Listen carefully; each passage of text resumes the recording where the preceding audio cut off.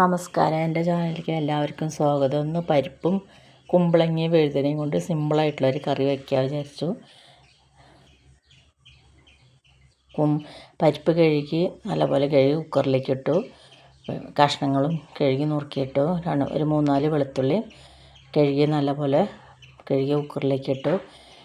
ഒരു 1/2 സ്പൂൺ മഞ്ഞൾപ്പൊടി, മല്ലിയും മുളകും, ഒരു 1.5 സ്പൂൺ മുളക് പൊടിയും, ഒരു സ്പൂൺ മല്ലിപ്പൊടിയും നല്ലപോലെ വറുത്ത് വെച്ചിട്ടുണ്ടായിരുന്നു, ചൂടാക്കി വെച്ചിട്ടുണ്ടായിരുന്നു. അത് കറിയിലേക്ക് ഇട്ടു. കുറച്ച് ഉപ്പിട്ടു. ഇനി പാകത്തിന് 2 ഗ്ലാസ് വെള്ളം ഒഴിച്ചു. അങ്ങനെ കുക്കർ അടച്ച് വെച്ച് സ്റ്റവിൻ്റെ മുകളിലേക്ക് വെച്ചു. ഒരു മുറി തേങ്ങ ചിരകി വെച്ചിട്ടുണ്ടായിരുന്നു. കുറച്ച് പുളിങ്ങ, ഒരു ചെറിയൊരു നെല്ലിക്ക വലിപ്പത്തിൽ പുളിങ്ങ വെള്ളത്തിലിട്ട് വെച്ചിട്ടുണ്ടായിരുന്നു. അത് നല്ലപോലെ പിഴിഞ്ഞ് ഗ്ലാസ്സിലാക്കി വെച്ചിട്ടുണ്ടായിരുന്നു. അപ്പോൾ കഷ്ണം വന്നപ്പോൾ പുളിങ്ങ ഒഴിച്ചു.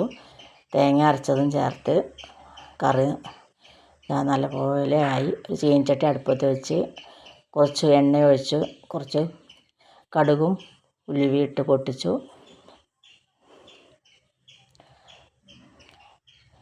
കടുക് ഉലുവയിട്ട് പൊട്ടിച്ചു. എന്നിട്ട് കുറച്ച് 2 ഉണക്കമുളകും കുറച്ച് വേപ്പിൻ്റെ ഇലയും കുറച്ച് സാമ്പാർ പൊടി ഇട്ട് നല്ലപോലെ ആക്കി. എല്ലാവരും ലൈക്ക് ചെയ്യാനും സബ്സ്ക്രൈബ് ചെയ്യാനും മറക്കരുത്. നാളെ നല്ലൊരു വീഡിയോ ആയിട്ട് കാണാം. അങ്ങനെ മൂത്ത് വന്നപ്പോൾ നമ്മളത് കറിയിലേക്ക് ഒഴിച്ചു. അങ്ങനെ നമ്മുടെ കറി ഇവിടെ റെഡിയായി. എല്ലാവരും നാളെ